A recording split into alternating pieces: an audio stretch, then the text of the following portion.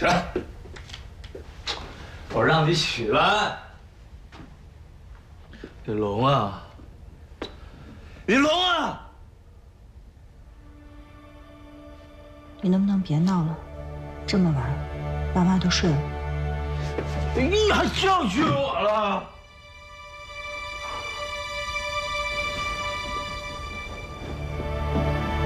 哎，干啥去？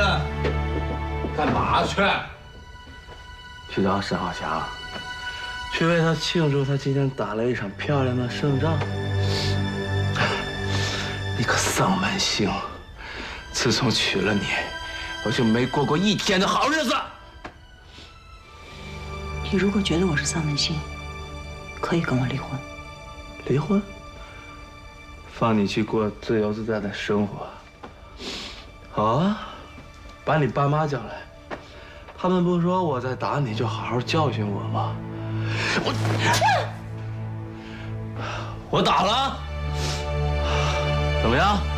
让他们过来，好好教训我。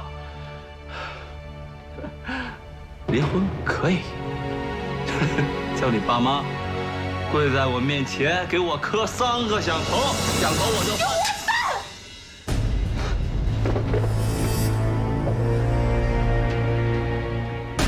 你敢打我？都几点了，怎么还不回来？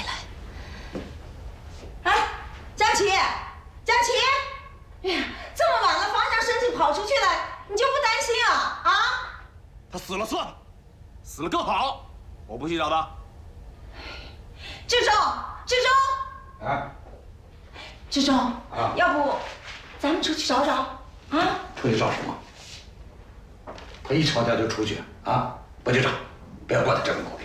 哎呀，怎么这样啊？那是我们家媳妇儿。哎呀，既然是江家的媳妇儿，就得守江家的规矩。哎呀，回去睡觉。哎呀，你睡不睡？你不睡啊？我回去睡了啊。哎，这半夜三更的，哎呀，别鬼哭狼嚎的乱叫，你像什么样子嘛？哎，我自己，你自己找。哎呀，哎，方向，你到底去哪儿了呀？怎么连手机都不拿？哎呀！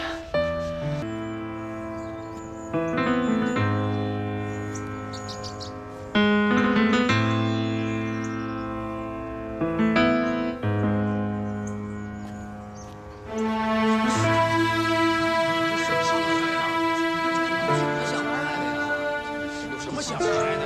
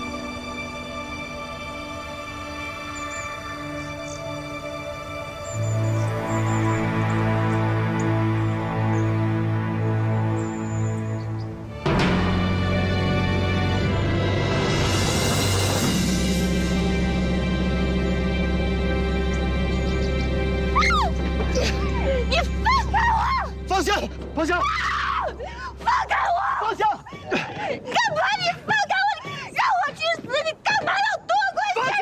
你放开我！方香，你让我去死！我就好生啊，我就好生。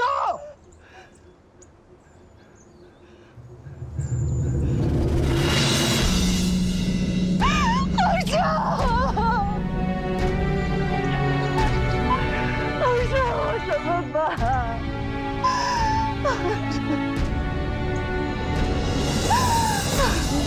怎么办？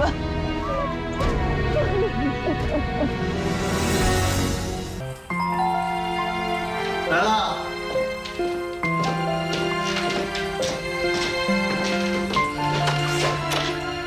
先生，这是您让我给您买的衣服和鞋，男女各一套，都交给您。这是找您的钱和发票。来。谢谢先生，我们酒店规定不能收小费。要是没别的事儿，我先走了。谢谢啊。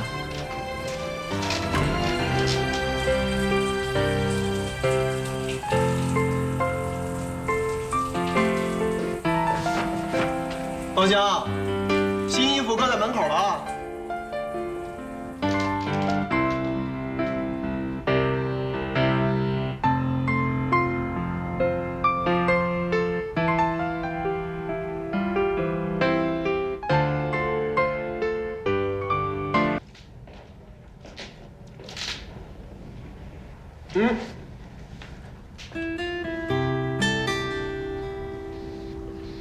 还挺合身的啊！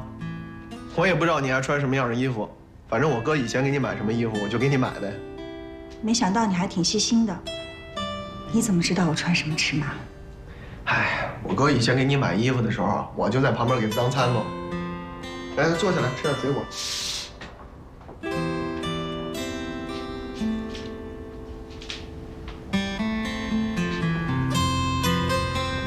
唐江，你别着急啊。我一定不会放过江琪这个王八蛋。你千万不能再做傻事儿了。为了我，你吃了那么多苦，不能让你再受牵连。那不行，我就是吃苦受罪，我也不能让江琪再折磨你。郝生，谢谢你救了我。嗨，说这个干什么呀？难道见死不救？我知道你心里面很委屈，可是你再委屈也不能寻短见啊。以后别再做傻事了啊！你说的对，为那种人自杀，不值得。对，江琪越是折磨你，你越是应该好好的活着，每天开开心心的活着，气死这个王八蛋！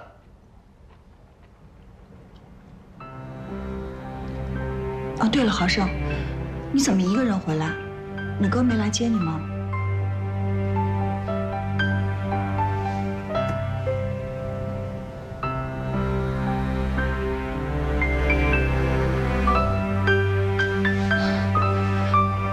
郝生，你别着急，我觉得你哥肯定是有事脱不开身，所以才没来。别生气啊！我不生气。他现在是大老板了，公司的事儿都是大事儿，我的事儿都是小事儿，没事儿。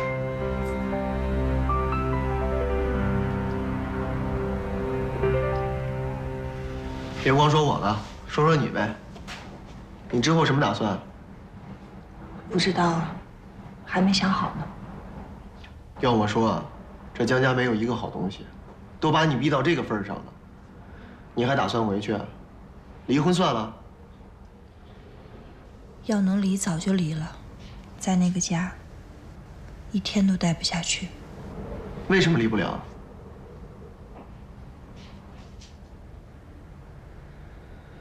江琪他威胁你了是吧？你放心啊，今天有我在，你能好好休息。等明天我就去找江琪算账，他要敢说半个不字儿，我打他个半死。你不恨我了？以前你跟我哥在一起的时候，我一直把你当成一家人看。后来我们家有困难了，我就认为你是乘人之危落井下石，跟我哥提出退婚的。那个时候我真的是把你恨之入骨啊。后来我知道了，你也是没有办法，忍辱负重，受尽折磨。现在真相大白了，没有误会了，我不恨你。我真的是想把江琪大卸八块。浩生，以后我跟江琪的事儿，你就不要再管了。我能不管吗？难道我眼睁睁的看着你在火坑里边备受煎熬啊？现在我知道了，你不是个坏女人。你之所以嫁给江琪，是因为你父母，你也是没有办法的。我现在也经历了这些事情，我也醒悟了。咱们两个人都应该重新面对生活，不能倒下去。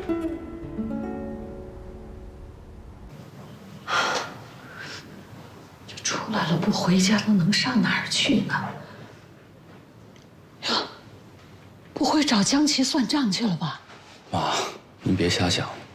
浩胜经历这么多事情，他现在成熟多了，没那么冲动，不会做傻事的，您放心吧。是啊，大妈，您别乱想，没准儿浩胜已经在回来路上了，我们再等等啊。哎呦，这都几点了？哎呦，不会再出什么事儿吧？妈，您放心吧，浩胜有事情肯定会打电话给我的，啊，再等等。哎呦，快接看是不是他？喂，哎，哥，我浩胜。浩胜，真是对不起，我没接着你，你在哪儿呢？我没事儿，这儿有几个朋友听说我出来了，准备给我接风洗尘。你跟妈说一声，我晚饭不回去吃了，我跟他们吃完之后我就回去啊。等等，你跟妈说吧。他挂了。说什么了？他回来了吗？他说他跟几个朋友吃饭，吃完饭就回来。什么朋友啊，在一起吃饭？也许是他的朋友知道他出来了，帮他庆祝一下。是啊，大妈，您不用担心了，他不说过了吗？吃完饭就回来。哦，那就等等吧。浩生，其实今天你应该先回家的，不然你妈跟你哥一定会特别担心你。你放心，我肯定不会再做傻事儿了。你现在这个样，我哪放心得了啊？你不是都说了吗？我们要好好的生活，为自己生活，不想再拖累你了。这叫什么话？什么拖不拖累的？饿了吧？吃饭去呗。没胃口。你就当是陪我吃行吧？我真的特别想吃肉，都要想疯了。走走走走，走。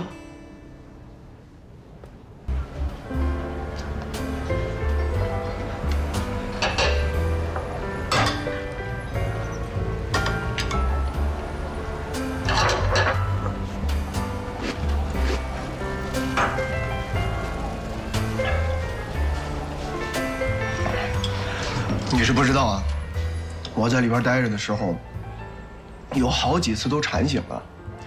醒来之后发现那枕头被我的口水湿了一大片，也没法睡了。我就想，等我出来之后，一定得好好的大吃一顿。那你就多吃点。你吃啊。好。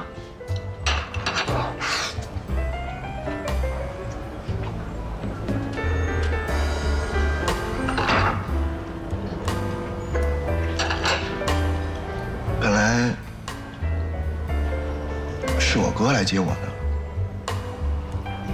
结果他没来，我挺难过的。其实浩生，你今天应该回家吃饭的。没事，反正我现在出来了，以后天天都跟家里面人一块吃饭。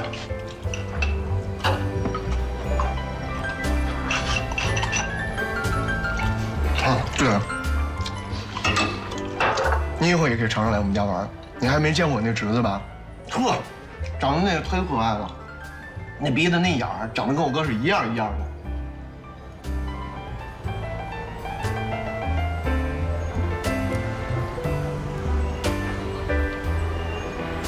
对不起啊，我不应该说这个。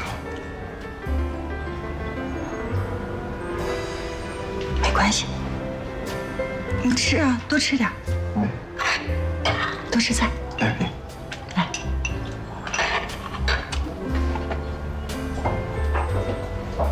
哎，先生，那边请，那边有雅座。雅座。这边请。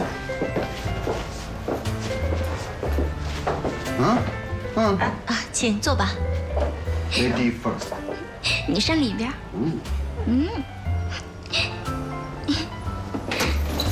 二位想吃点什么？我随便点，千万别给我省钱。这可是你说的。那我就随便点了。服务员，把你这最贵的、最好的给我上来。好，二位请稍等。死里造。好，多大点声儿。好。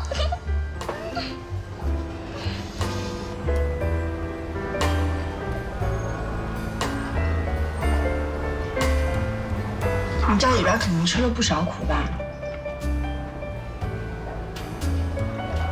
我是老子比赛灵，别人都不敢欺负我。看什么呢？没事，没事。你看上人家了？咱们那高呢？就那女的，比我们家宝宝差远了啊！你是天底下最漂亮、最漂亮的女孩。讨厌！我去趟洗手间。哎，赶紧的，麻利儿的。好。等我。哎。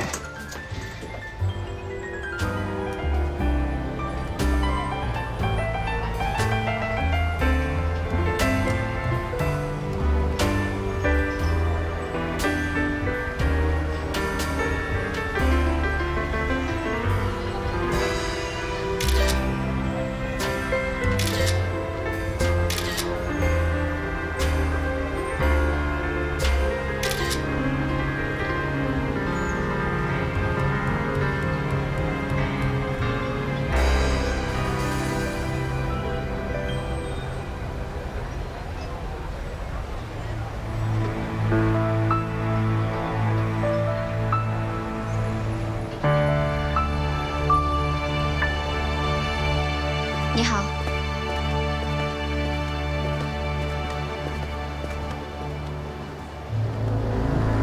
好了，浩胜，你该回去了，天气也不早了。行，你别忘了啊！我知道你一肚子苦水，但千万别做傻事儿啊！好，放心吧。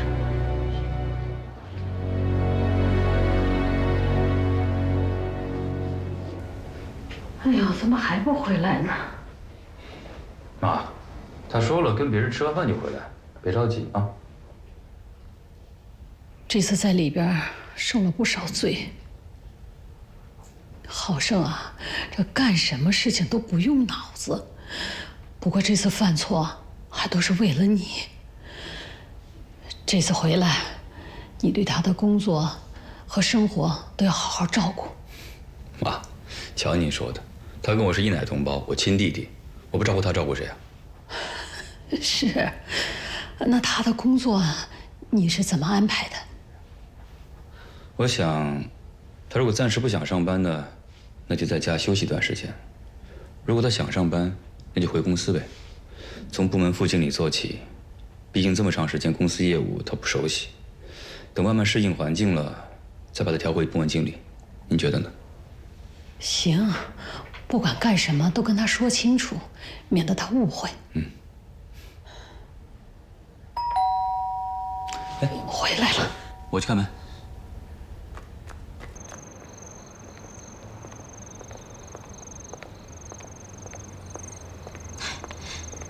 哎，你说这浩胜怎么那么不靠谱啊？刚从劳教所出来就不知去向了，还不回家，大家多为他担心呢。这也不能全怪他吧？你说他这么久才出来，出来以后还没有家人去接他，不管什么原因，他心里多少有点不开心的嘛，所以才跟别人出去的。但是那也不能不回家呀，传家老少都等着他呢。你说这叫什么事儿啊？对啊，我还是给浩强打个电话吧。嗯。妈，浩正回来了。妈，回来了，瘦了，在里边吃不好，睡不好。没有妈，我在里边吃的挺好，睡得也好，空的时候还能看看书，过得挺充实的。哼，都是我真的不孝，让您操心了。妈，对不起。你要快扶着起来，起来，起来！过来。你在妈眼里，永远都是好儿子。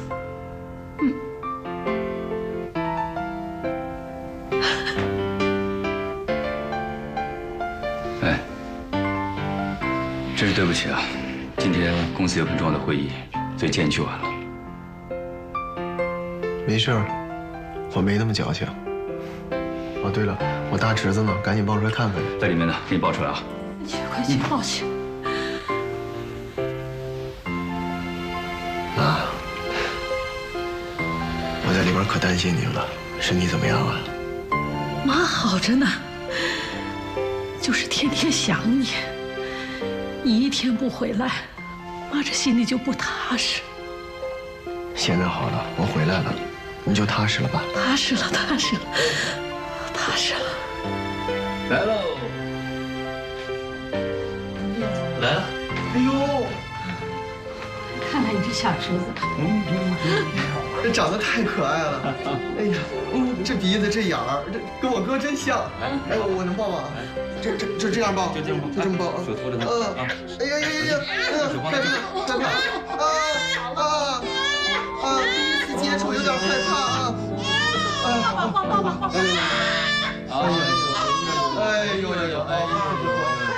好，赶紧抱你。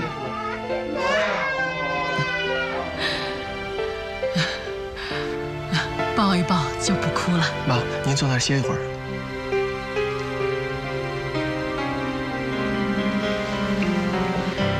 你上哪儿了？怎么才回来？妈，你知道芳香那边怎么样吗？好久没见过，不知道。芳香她特别的不幸福。江琪这混蛋，他就是个变态狂、虐待狂，动不动就打芳香，把她打得遍体鳞伤。前阵子芳香怀孕了，那孩子就是被江琪给打掉的。是吗？哎呦，这么好的姑娘，受这么大的折磨呢？芳香实在是被逼无奈，自杀了。啊？自杀了？哎呦，哎，你刚出来，你怎么知道的？妈，是我去救的芳香，所以她没有死成。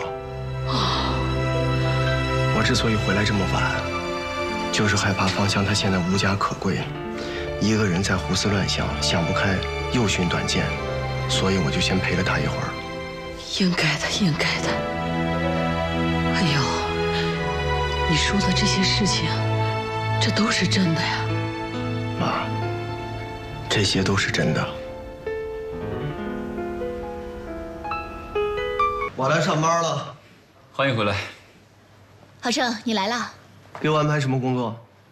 我想你这么长时间没上班了，不能给你太大压力，从销售部的副经理开始干起吧。副经理？以前我是经理，现在给我个副的，为什么呀？哦，就因为我去劳教了是吧？你怎么这么想？我的意思是，你上一段时间班之后，调整好状态，把业务熟悉了，再干回经理。不用等，我的状态很好。再说我也知道该怎么做。浩胜，这里是公司，不是在家里，有些事情不能这么任性。浩强这样处理，这样安排你的工作是有他的道理的，是为了你好，也是为了公司的利益着想。所以我希望你能站在他的角度替他想一想，你就能理解了。你谁啊？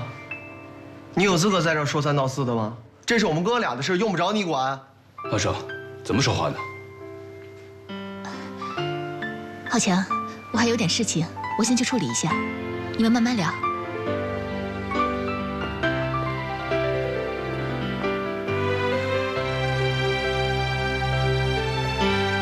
他一天没过门就是个外人，还真把自己给当回事儿了。你说话怎么还是那么重，一点都不为别人考虑？我怎么了？我说错什么了？他就是一个外人啊，你干嘛处处为他着想啊？我是你亲弟弟，你有为我想过吗？我所做的一切都是为你考虑，为你负责。好，那你告诉我，我受的这些罪都是为了谁？是不是因为你？还有，你之所以有今天，是不是因为救了王邦利？可救王邦利是咱们2个人，我也有份儿。你怎么会这么想？我的话还没说完呢。你之所以和王小慧结婚，做到今天的位置上，那都是因为我在帮忙。看看你现在，身家上亿的大老板，而我呢，还是个一文不值的穷光蛋。知道你在说什么？我说错了吗？你想离婚就离婚，你想跟谁在一起就在一起。而我呢，我是你的亲弟弟，我也有权利追求我自己应得的东西。你想做什么，我无权干涉。但我告诉你，你这样的状态会给你自己还有公司带来很大的麻烦。大实话啊，公司比我重要是吧？你知道吗？因为公司的会议你没有去接我。当我踏出劳教所大门的时候，我没有看到你，你知道我有多么的失落吗？哥，你的心真的是比石头还硬，比石头还冷，太没人性了。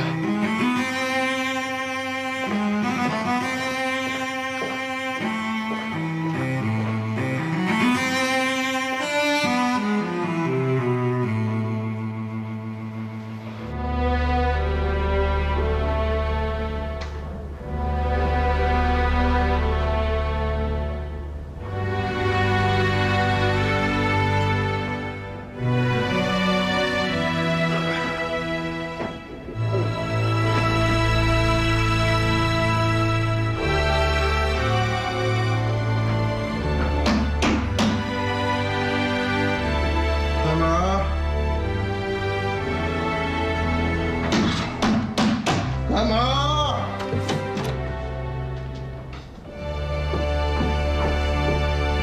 你找谁啊？你谁啊？王娇呢？你是不是找抽啊你？啊？怎么着？来一下？你信不信我他妈抽你？对不起，先生，对不起，他喝多了。你看他点儿，大半夜的。江琪，对不起。江琪，你别走，你别走，江琪，你给我过来。哎，回去吧。喝这么多酒啊？你怎么喝这么多酒啊？心里边憋得慌。我去给你拿水。谁啊？你找谁啊？江琪。我不想看见你，你走。哎，手！起来，起来，起来！江琪，我求求你了，我们的事情不牵扯其他人，你放开浩生。给我闭嘴！江琪，你这个王八蛋，老子本来要去找你的，你自己送上门来了，啊！放开我！江琪，我求你了，江琪，江琪。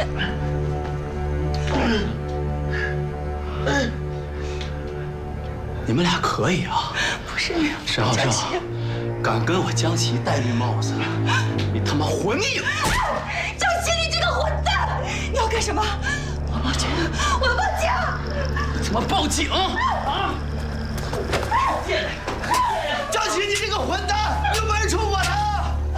大军人有什么了你有本事把老子弄死！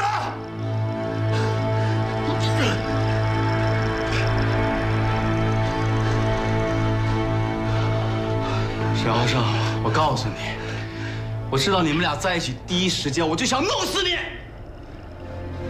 不过我现在改变主意了，我不能那么轻易的放过你们。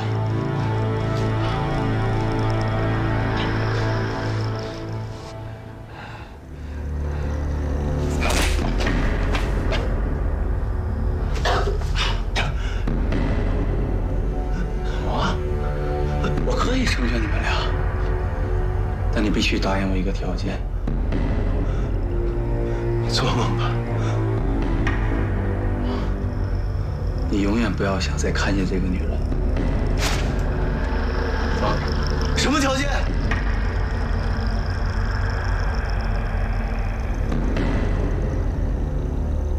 其实对于你来说很简单，跟我联手搞垮邦利集团。江琪，你无耻！我无耻？无耻的人是沈浩强。不是。浩胜，他沈浩强凭什么就可以在邦利公司高高在上，而你就要去劳动教养，出来之后让人看不起啊？你一辈子想活在他的阴影之下吗？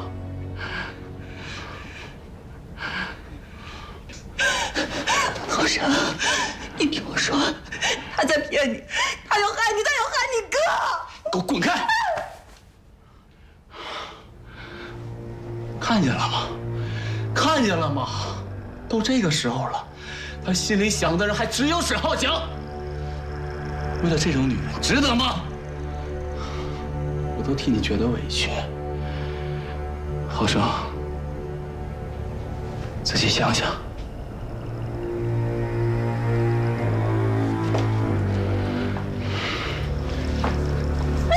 走。我有个条件。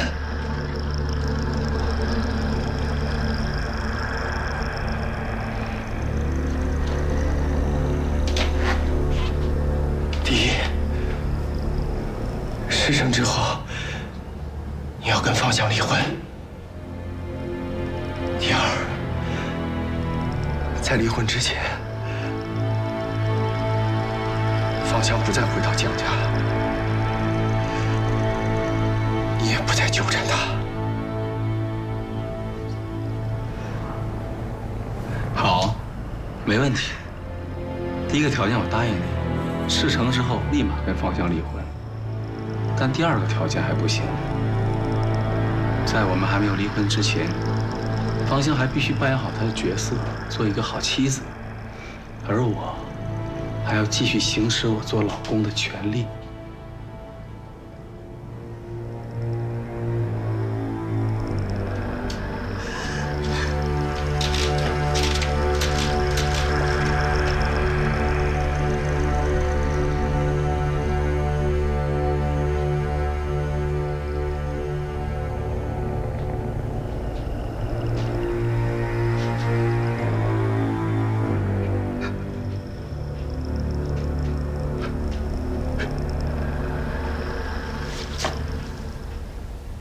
过去我总是对你不服气，我诚心找茬跟你较劲，我恨你、骂你、嫉妒你。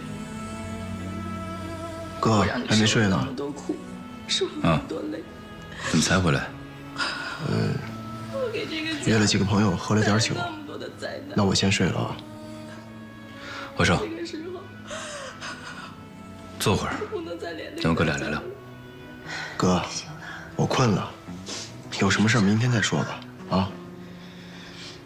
我们是一家人，过去的事就。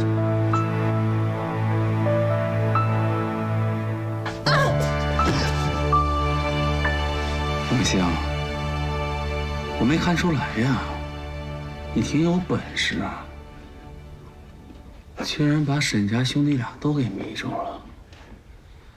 先是哥哥，后是弟弟，我以前怎么没发现你有这么大的魅力？江琪，你放他们一马吧。我保证，以后不再离婚了，不再了，不想了，不离婚了。宝香，我只知道沈耀祥变得一无所有，我不会要他的命。他那么聪明，还会东山再起的。沈于浩胜，我一定会成全你们俩。我答应你的，一定会做到。到时候我们各有所得，不是很好的结局吗？不是你想的那样。闭嘴！不想受比如之苦，你就别再跟我废话了。好好的，帮我把后面的戏唱完。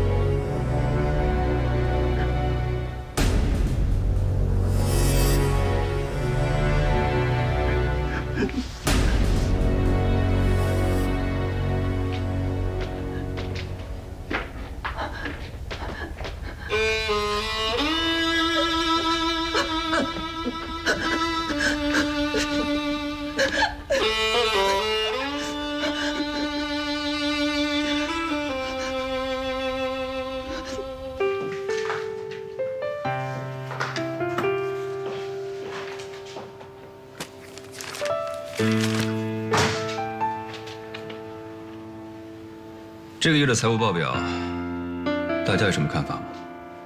董事长，我先说两句。我们财务部这个月的财务报表真的很吓人，流动资金非常吃紧，已经影响到公司的正常运转。报表一目了然，我看得很清楚。今年公司投资了2个大项目，用尽了所有的资金，并且出现赤字。现在啊，每天的正常开支都需要大量的资金，而这2个项目投资回收期很长。再这样下去，我担心资金链一旦断裂，会拖垮我们公司。蒋总说的问题非常重要。俗话说，没有武器是打不了胜仗。根据公司目前的现状，我有个提议，董事长，请说。我认为应该把其中的一个项目转包出去，以确保我们的资金安全与公司的正常运转。不行，这2个项目我们花了那么大的心血，好不容易才拿到手的，其他公司只能望洋兴叹，根本拿不到。这么好的项目转出去，你们怎么想的？公司资金再有困难，也只能另想其他办法。这2个项目，我绝不同意转出去。大家看看这样好不好？既然大家都有不同的意见和看法，不如咱们先把这个议题放一放，大家都好好再想一想，以后再做决定。董事长，我们先进行下一个议题吧，你说呢？好的。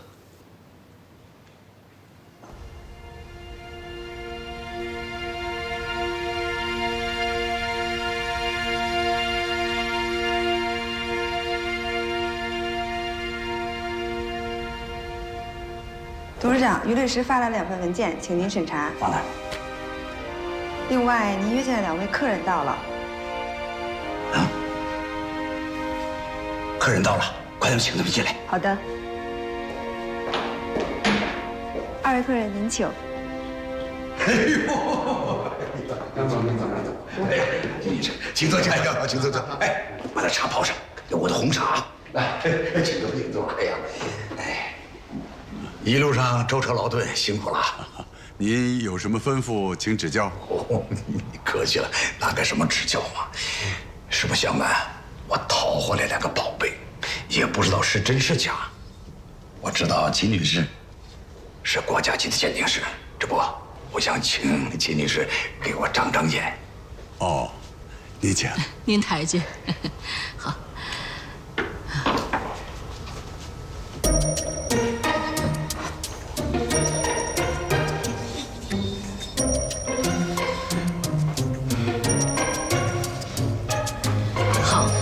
这个东西太好了，这是清代早期，花卉、折枝、开光、人头罐，很罕见。清朝早期的。对。那你也可以看看这个。好。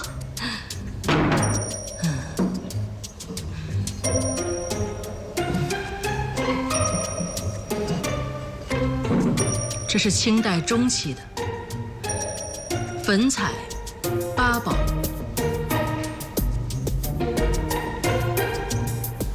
文绘图案非常好，贡碗，过去皇上所用的贡碗。皇上用的贡碗？对，完整无缺，太好了！祝贺您喜得国宝。哟，您看这太好了，没有创，特完整。是，目前市场上的价值，这市场上一个过100万，一个，过100万。对，太完整了。谢谢啊，谢，真是给你添麻烦了，太好了。爸，找我。来，我给你介绍，这是国家级的古董评估师、鉴定师秦小林女士。哦，秦阿姨，久仰大名。您家公子太帅了，全词。这位是北京轩辕家具厂的李董事长。你好。哎呦，我想起来了，我爸这红墨是不是就在您那儿买的？对啊。哎呦，我一直让他给我制2条，一直没弄过来，回头我上您那儿挑2件。好的。货真价实啊！白秘书，哎，马上给我安排一个大包间啊！好的。我给2位好好招待。哎呀，谢谢太亲，太谢谢你了。因为困难就不做项目，把项目转出去，他们怎么想？我知道你对这2个项目寄予厚望，可是我觉得他们分析的也有道理。我们公司现在周转资金完全达不到做项目的要求。你的意思，你站他们那边？我当然是站你这边了。我只是在想一个问题：资金出现问题可以想办法解决，但如果人心涣散的话，那就很麻烦，很难解决的。什么叫人心涣散？什么意思？我无意中听到2个部门经理聊天，他们说我们董事长现在独断专行，根本听不进别人的意见，还说有跳槽的打算，因为对公司看不到希望。好啊，叫他们都走。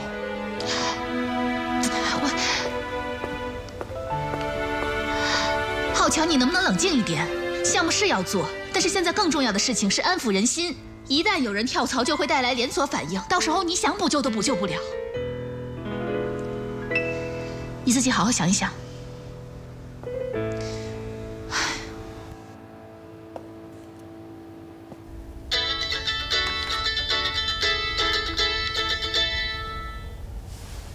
喂，江琴。沈浩胜，这么多天没你的消息，我以为你不想见芳香了呢。说吧，有什么内幕消息？邦利这边财务出现了状况，算不算内幕消息？这算是什么内幕消息？你们资金有问题，我早就知道了。如果我告诉你有人想跳槽呢？这也很正常，谁想待在一个朝不保夕的公司里啊？那你想知道，在高层人员管理当中有谁想要离开？这句话还有点分量，说说看。哼，我可以告诉你，但是我要见芳香一面。芳香现在过得很好，不用你担心。江琪，我就这么一个要求，你别逼急了我。兔子急了还咬人呢。沈浩胜，你在我眼里连个兔子都不算，只是一只蚂蚁。你说不说？不说我挂了。喂，是财务总监，还有集团的孔副总，这够分量了吧？他们在邦利也是举足轻重的人物。行吧，沈浩胜，看在你为我效力的面子上，我就让你见一面芳香。什么时候？等我安排。喂，王八蛋！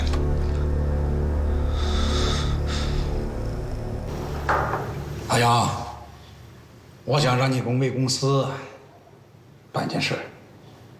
董事长，请讲。为公司着想纳事，这不是人事部该做的事儿吗？人事部请不动他们，只有你出面，或许还有几分希望。董事长，我没明白您什么意思。那我就直说了吧。邦利集团现在人心不稳，你的2个朋友有出走的打算，所以我想请你出面，请他们吃个饭，跟他们谈谈关于他们的前程。那他们是谁啊？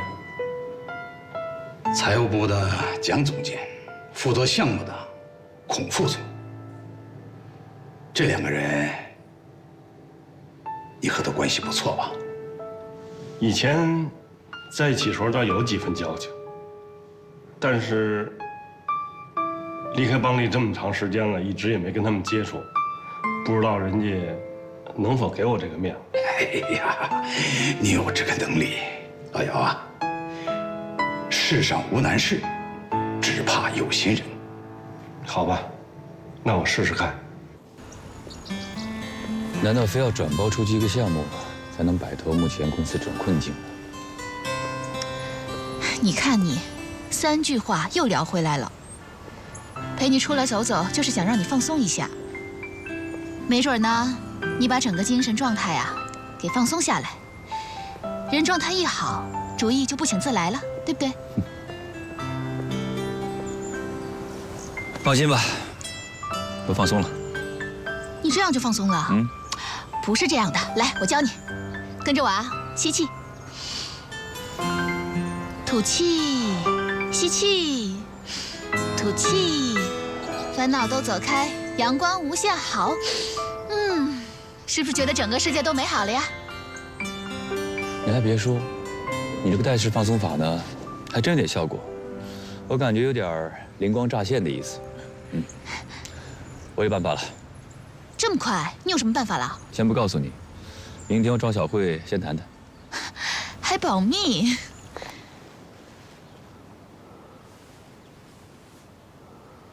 孔总啊，我给财务总监蒋总已经打过电话了，没别的意思，就是好长时间没见面了，想请你们吃顿饭。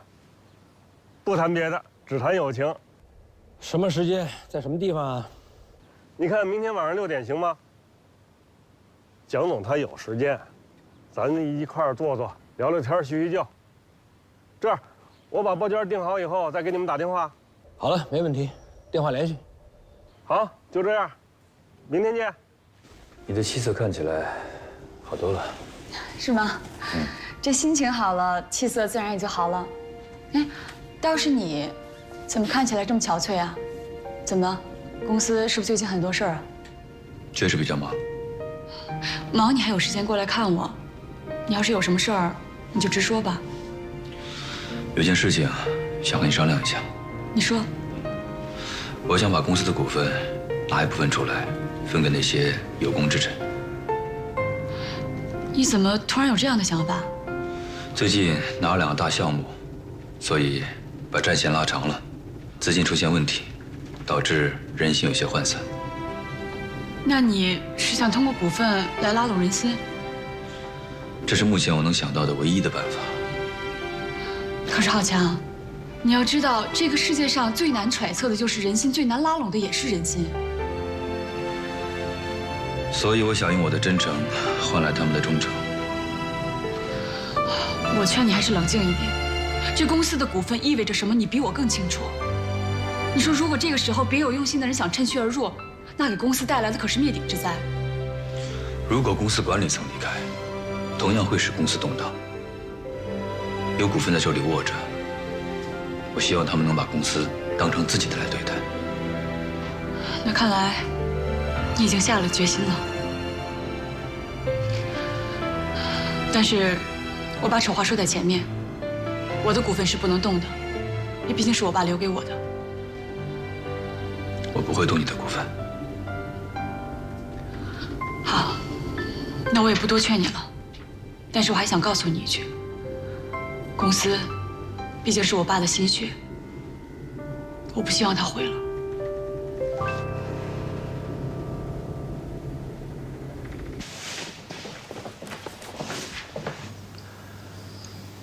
老蒋，你看一会儿这事儿怎么跟浩强说？毕竟他平常对咱们不薄啊。我们现在都是上有老下有小，与其等着公司倒闭之后再四处碰壁的找工作，不如现在做个顺水人情，还显得有面子。等到了华龙那边，姚俊才还能罩着我们。我始终觉得这事儿有点不地道。咱们是公司的老员工，公司有难，咱们应该与公司共度难关才是啊。唉，老孔，咱们要是再过上几年，到了退休的年龄，那就无所谓了。这好工作，不如留个好名声，咱们能保个晚节。可是，咱们现在40来岁，正是意气风发的时候。咱们不能不替自己着想啊！这俗话说得好，水往低处流，人往高处走啊！哎呀，老姚啊，我说你有这个能力，你还谦虚。你看这件事儿不是办得很漂亮吗？啊，哎，走走走。其实我也没做什么。这主要是董事长您的名声在外，再加上您的诚意，所以才打动他。哎呀，不管怎么说，你为公司立了一大功啊！等年底分红的时候，多奖励你一些啊。那我就先谢谢董事长。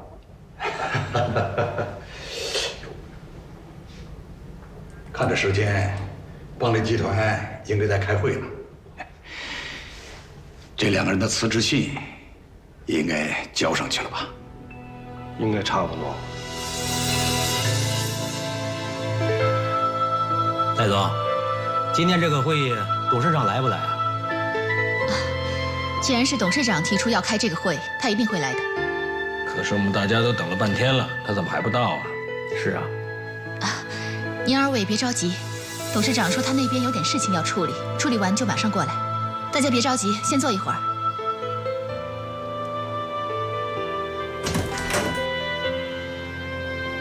董事长来了。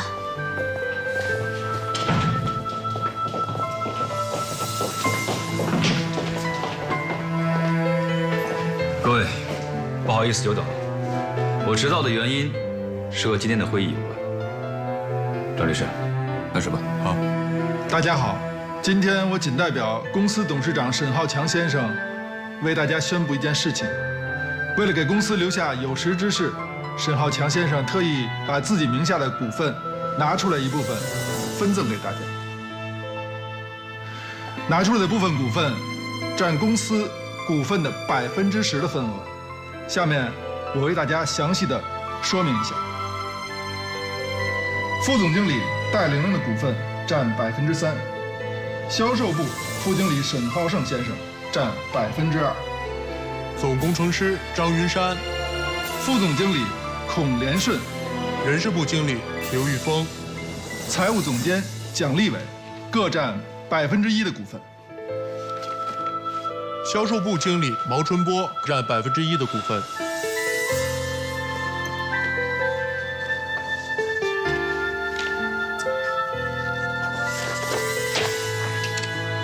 各位，以后的邦力集团是在座的各位股东的了。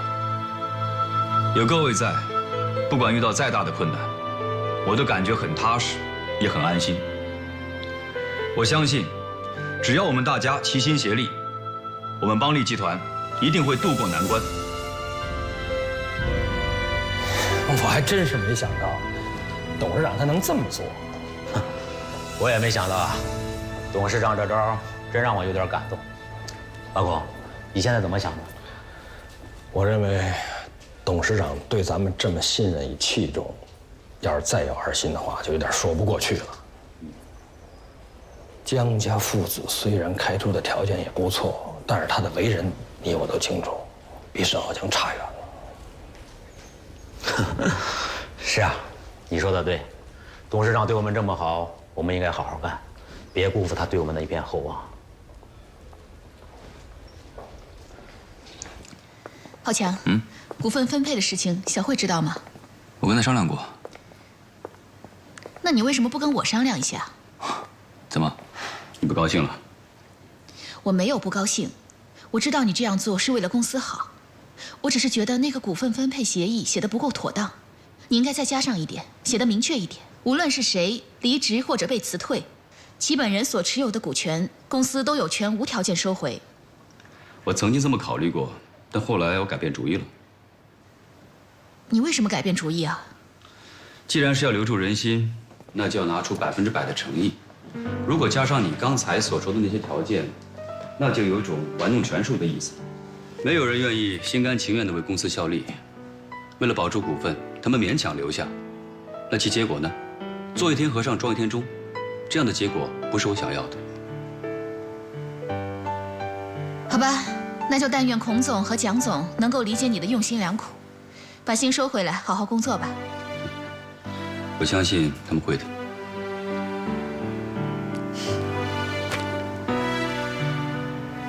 浩强，还有一件事情，我也觉得有一些不妥。你不应该把分配给我的股份超过浩胜啊。你担心他会不高兴？当然了，谁都希望被自己的哥哥高看一眼嘛，浩胜也不例外啊。我知道你这么分配一定有你的道理，我只是担心他不接受，万一他不理解呢？你对公司的贡献，大家有目共睹的。如果我给你的股份要低于浩胜的话，那才是真正的有失公平。你放心吧，浩胜会理解的。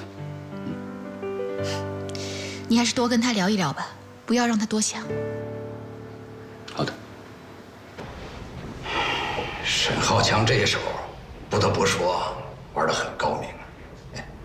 就凭他这份胆识，我还真有点欣赏他。这有什么可欣赏的？爸，您的欣赏水平也太低了。我看他这是自掘坟墓。你把那种目中无人的坏毛病改一改。你把脚放下来，你像什么样子？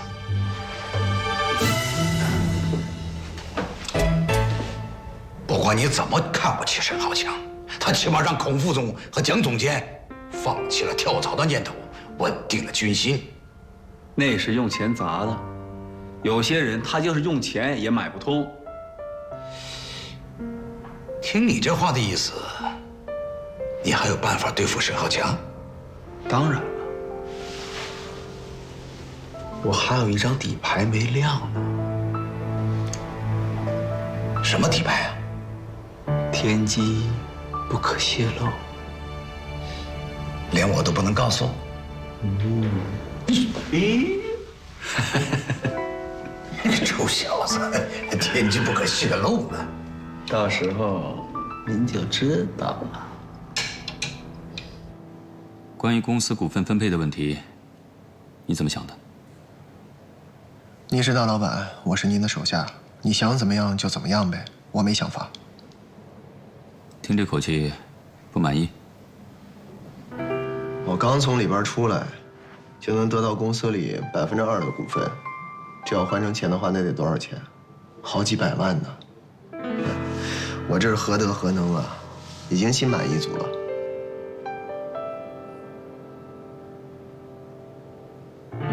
你要没什么事的话，去忙吧。还有一件事情，我想把服装厂交给你来打理。为什么呀？服装厂现在走上正轨了，原来的负责人是郭总派来的，准备调回去另有他用。卢经理能力不太强，交给他我也不放心，所以我想来想去，这个位置只有你最合适。可我对服装厂是一窍不通啊。这没关系，不懂可以学嘛。而且我会派卢经理来协助你工作。你有想法，而且有胆识，这点是我很欣赏的。我相信服装厂在你的管理下一定会更上一层楼。我向你保证，只要你做出了一定的业绩，我就把服装厂单独分出去，你当法人，另立门户。以后的事情，集团不再干涉。你放心把服装厂交给我。当然，这对你来说是一个锻炼的好机会。我希望你充分发挥自己的才能，去创造属于自己的一片天地。哥，你总是跟我讲大道理，教我怎么做事，怎么做人。我表面上是认认真真的听，可其实心里边却不是这么想的。我觉得同样都是人，为什么都要听你的呢？久而久之，我就有了逆反的心里边。你越是让我做什么，我就越不这么做。可事实证明，这一路走来，你都是对的。浩生，咱爸去世的早，咱妈把咱们俩养大，真是不容易。妈一直跟我说，当哥哥的要照顾好弟弟，长兄如父。所以从小呢，我对你要求特别的严格。但我现在忽然发现，我忽略了你的感受和想法。你长大了，你该有自由支配的权利了。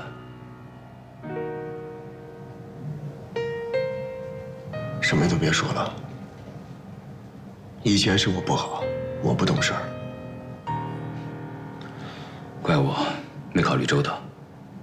不过，请你相信，我所做的一切，真的是为你好。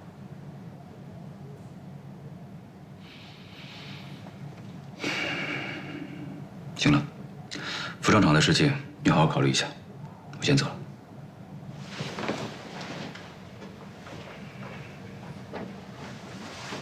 哥，对不起。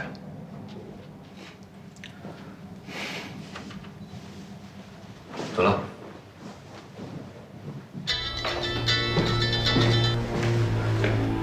喂，喂，江琪，我想跟你谈谈。好啊，没问题，我也正想找你呢。芳香呢？见芳香可以，拿出点诚意来。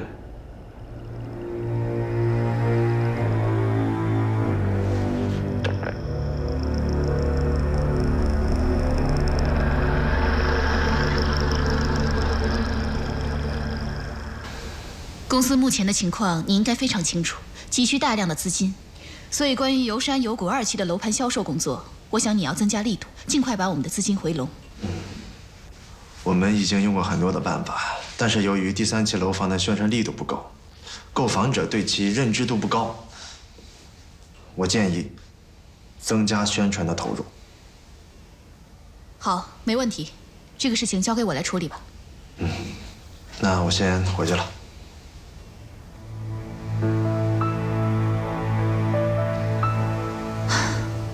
咱们之间还是不用废话，有什么事儿直说吧。我什么时候才能见芳香？如果你因为这个而来，你现在就可以回去了。你堂堂华龙公司的少东家，什么样的女人没见过？你既然已经不爱芳香了，那干嘛还要霸占她？我想怎么着就怎么着，你管不着。沈浩生，你不会是想告诉我你不忍心伤害你哥了吧？好，你有你的自由，我不强求你。你提个别的条件吧，我要怎么做才能放我芳香？要钱吗？我现在手里边有我哥的股份，至少值个几百万，我可以全都给你。沈浩生，你怎么还是那么白痴？我会在乎那么点小钱吗？江琪，你别欺人太甚啊！你要是把我逼急了，我什么事儿都干得出来。哼，我还真是有点害怕。沈浩生，你要真有那个胆子，就不会让我指着你的鼻子侮辱你了。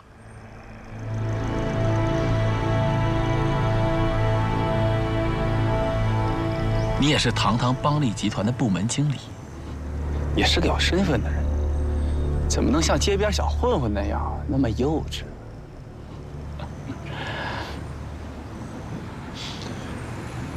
那我要怎么做才能见到芳香？能不能见到芳香，取决于你的表现。她现在怎么样？